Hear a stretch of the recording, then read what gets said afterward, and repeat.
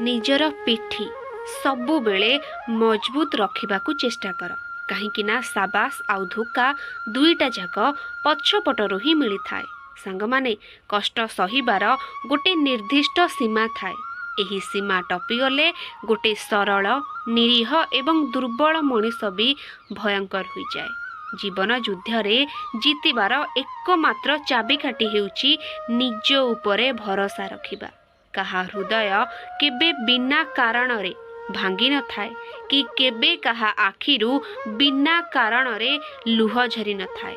हृदय भांगिबा आउ आखिरु लुह झरिबा पछरे सबु बेले निज लोकंकर ही हाथ थाए। टिके ध्यान दे सुनिबे कहीं ना एहा निहाती जानिबा दरकार। आज्ञा सत्यरे थिले तपस्यार आवश्यकता न थाए। मन पवित्र थिले तीर्थर आवश्यकता न थाए। सौजन थिले अन्य गुणर आवश्यकता न थाए। नियम मानुथिले औषधर आवश्यकता न थाए। विद्या थिले अन्य धनर आवश्यकता न थाए।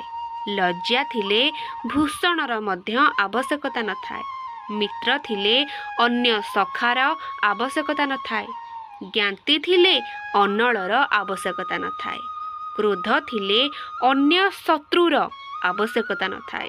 दुर्जन थिले सर्प अधिक कौन बा करिपारे।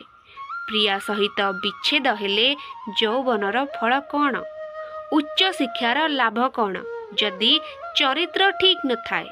सुंदरी स्त्री विवाह कले लाभ कौन जदि नीति से कलह सृष्टि करे। आज्ञा जदि आपणक पाखरे महाभारत पढ़िबाकू समय नाही तथापि एहार 9 गोटी सूत्र जीवन रे उपयोगी सिद्ध होइथाए तेबे सुनी रखंतु।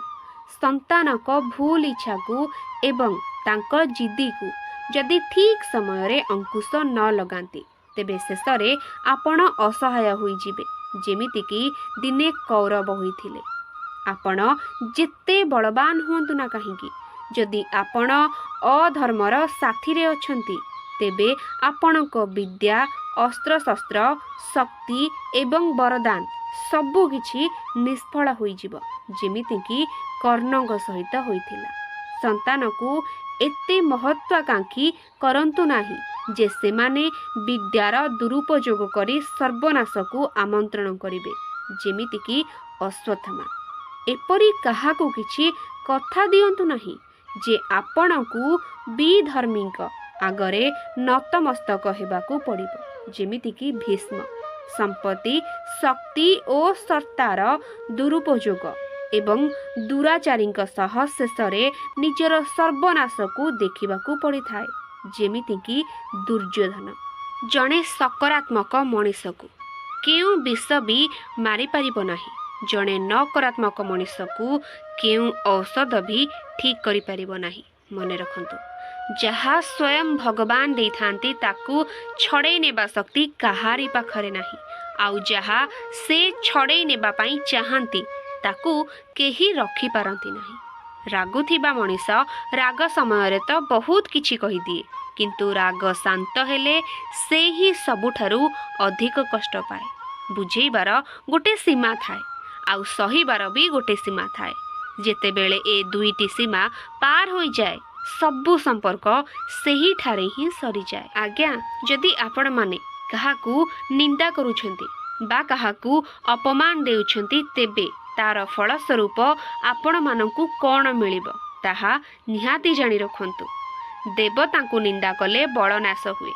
ब्राह्मण को निंदा कले कुलक्षय होइथाए। भागवत को निंदा कले प्राणी नरकरे पड़े। माँ को निंदा कले जन्म जन्म धरी रोगी हुए। पिता को निंदा कले सर्प मुखरे प्राण जाए। गुरु को निंदा कले विद्यानाश हुए। शास्त्र को निंदा कले व्यक्ति चक्षुहीन हुए। जप को निंदा कले व्यक्तिर भाग्य खराब हुए। तेणु सांग माने एसबु भूल रे केबे भी न करिबाकू चेष्टा करंतु। सांग माने टिके ध्यान दे सुनंतु। थरे होइथिबा दोष को आउ थरे केबे करंतु नाही। निजकू अन्य सह तुलना मध्य करंतु नाही। वर्तमान समय को श्रेष्ठ करने को चेष्टा करंतु आउ काहा ठारू प्रतिशोध मध्य नियंतु नाही। ଯେଉଁ ପରିସ୍ଥିତିକୁ ଆପଣ ବଦଳାଇ ପାରିବେନି ତାହା ଈଶ୍ୱରଙ୍କ ଉପରେ ଛାଡ଼ି ଦିଅନ୍ତୁ। ଯେତିକି ପାରିବେ ଅନ୍ୟର ସହଯୋଗ କରନ୍ତୁ। ଈର୍ଷା କରନ୍ତୁ ନାହିଁ, ଈଶ୍ୱରଙ୍କର ଚିନ୍ତା କରନ୍ତୁ। ଅହଙ୍କାରକୁ ତ୍ୟାଗ କରନ୍ତୁ, ନମ୍ରତାକୁ ଧାରଣ କରନ୍ତୁ। ନିଜ ଚିନ୍ତାକୁ ଈଶ୍ୱରଙ୍କ ପାଖରେ ସମର୍ପଣ କରନ୍ତୁ।